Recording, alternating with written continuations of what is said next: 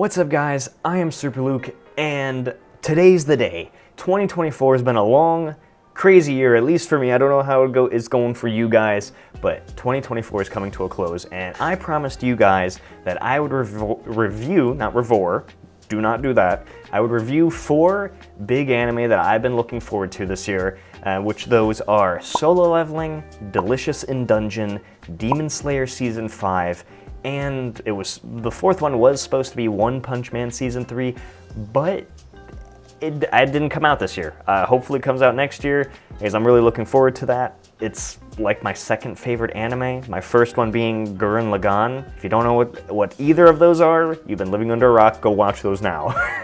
Go watch them, they're amazing. I even have like the necklace. I have the necklace from Gurren Lagann. That was probably loud for you guys. My apologies. My arm's gonna get really tired from holding this. I don't have like a tripod to mount this on. If I put it down here, it might be a little bit odd. I could... I like this. Okay, yeah, that works. So I'm not gonna go into super long depth of explaining what these anime are about. That kind of defeats the purpose. If you're interested, I'll give like a quick synopsis, like 1 to 2 sentence synopsis. And if you guys are interested I highly recommend to go watch them. Starting in no particular order, I'll start with Solo Leveling. It takes place in Japan, where portals have appeared all over Japan, and certain people have been empowered with special abilities to combat said portals or dungeons. And there's like a ranking system. It starts from like S tier, which is the best tier, and it goes all the way down to D tier, which is not good. And our main character, I think it's pronounced Sung. It's originally based off a webtoon that basically became very popular, and a team made it into a show.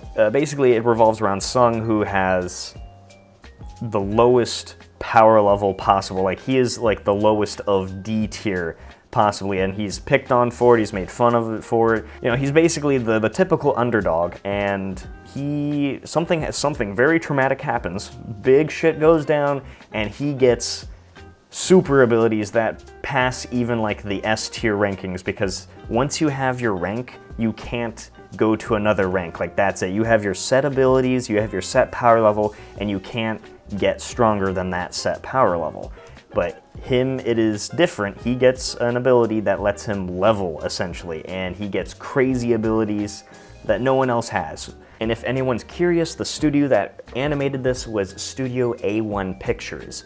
I personally have not heard of them before Solo Leveling, so great job to them. They did a fantastic job. Now, as far as the score, I broke it down into 5 different categories. I broke it down into story, animation, art, music, and characters.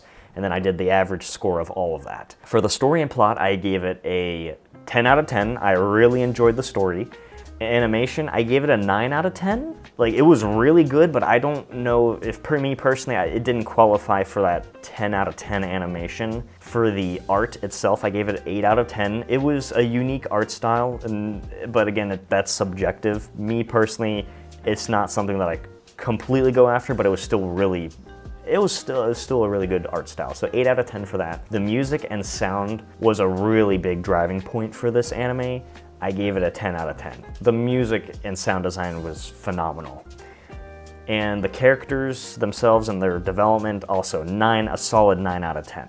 So overall score, it comes to a 9 out of 10. It's a solid A, really well done, fantastic anime. I cannot recommend it enough. Go watch Solo Leveling if you have not seen it. Moving on to the next anime, Delicious in Dungeon. I didn't know what to expect of this anime at first. It had a unique name that there's the weird ones out there that have like the really long names, but Delicious in Dungeon, I don't know why, it just stood out to me. It just felt unique, because what does that mean? What does Delicious in Dungeon mean? Synopsis of Delicious in Dungeon. Best way I can explain this, because of how unique this is that it's a dungeon party, or a party of members that do missions, tasks. You know, they raid dungeons for money so they can put food on the table. But in this case, the main character, or the party leader, Laios, I think that's how it's pronounced, he has a kink of wanting to eat and taste every monster, essentially. He cannot hold himself back when it comes to thinking about how different monsters would taste if they're turned into food. And the story starts off essentially kind of like a slow pace. It felt like more of a comedy anime, but then it takes a turn and gets definitely more serious with still the comedy aspect built into it, because again, it's all about the food and what can be turned into food and how it can be turned into food. It definitely feels at times more of like a cooking anime, which is not bad. It's really enjoyable, it's really heartfelt, it's really touching, and overall funny. Like if I haven't stated that yet, it is really funny. Japanese humor can be a bit weird for a lot of people. I at least found it really funny. Basically, to keep it short, the story follows this dungeon party. Things happen, an important person of the party basically gets killed, and the group then makes it their mission to revive that party member and bring them back. That's pretty much it, and this anime is made by my favorite studio ever, Studio Trigger. So once I heard that Trigger was making this anime, I had to watch it, because usually things made by Trigger are very good. They never disappoint, in my opinion, from the ones I have seen from Trigger. My review: the story and plot, 8 out of 10 from what I saw, at least with this season. It didn't meet the qualities, at least for me, for like 9 or 10, because again, the comedic standpoint of it, 8 out of 10 on that. Animation, 10 out of 10 for the animation. Studio Trigger never lacks when it comes to their animation skills. Same thing with their art. I gave it a 10 out of 10. Art style and animation, completely amazing from the studio. Music and sound, I also gave it a 8 out of 10. It was really good, but still didn't meet that like high quality bar that I'm looking for. The characters and their development, 10 out of 10. I love, the characters are so lovable and enjoyable. It's hard not to like any of those characters in the show. So overall score, 9 out of 10. So if you haven't seen Delicious in Dungeon, go watch that. Next on the list, we have Demon Slayer Season 5, the Hashira training arc. There's been a lot of controversy with this season of Demon Slayer. I really enjoy Demon Slayer, so this definitely wasn't the best season or arc for the series. I feel like they could have definitely done this differently. So basically, if you're not familiar with Demon Slayer, a quick synopsis up to this point, if you are not familiar with Demon Slayer, there's demons in this like time period, and there's this family just living up in the mountains or whatever. This main character, his name is Tanjiro. His family gets murderized by demons. He comes back to his house to find his whole family has been killed, except for him and his sister, Nezuko. Well, she got bit by a demon, because if you get bit by a demon, you turn into a demon. And usually when you get turned into a demon, you lose all like rational thinking and become a monster kind of deal, and you want to then infect other people with the demon virus. But basically, she's a special case and gains control of herself to the point that she doesn't want to completely kill everybody. And so Tanjiro then makes it his mission to find the person responsible who killed his family. That's pretty much it. That's all I'm going to give you. So Season 5 is basically a training arc with the Hashira, which are the elite members of the Demon Slayer group, or team, whatever you want to call them, the Demon Slayer League that fight for the good cause of humanity, to save humanity, and to drive the demons back, essentially. You get to see a little bit of character development between each of the Hashira, but it also feels a bit dry, because it feels like it's just kind of like a progression list, like, okay, Tanjiro first goes to this guy for training, then he goes to this guy for training, then he goes to this guy for training, then he goes to this guy for training. So as far as like overall progression of the story, not a lot, but the ending, there's a huge ending to Season 5. Like, it definitely led up to a certain point where big stuff happened. Spoiler alert, guys. Spoiler alert. If you don't want spoilers for Season 5, you might want to stop watching this point and watch Season 5 and then come back. So the spoiler is, Michael Jackson man came along and decided to hit the Demon Slayer League, you know, at their heart. Basically, he came into their camp and was like, I'm gonna dance all over this place here. The Demon Slayers were ready, but not ready at the same time, because everyone was then dragged into Michael Jackson's like infinity world. I don't know what you want to call that. It's like some sort of like alternate dimension where everything is like up is down, down is up, left is right.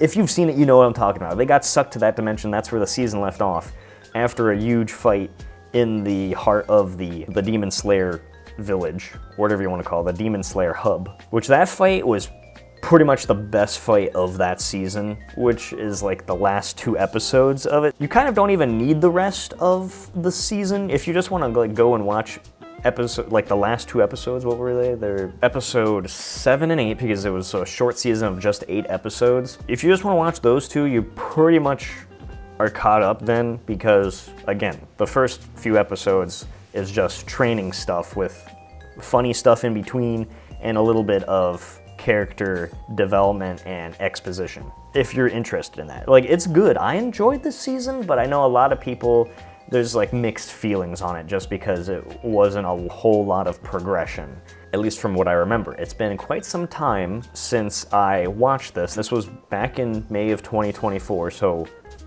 it's been some time since the old noggin watched this. And the studio that made this is the same studio as the previous seasons. It was Ufotable. I don't know how to pronounce it. It's on the screen for you guys. That's the studio. As far as the review, story and plot, 8 out of 10. Animation, 9 out of 10. They did a good job again with the animation. Art, 9 out of 10. I really enjoy the art style of Demon Slayer. Music and sound, 9 out of 10.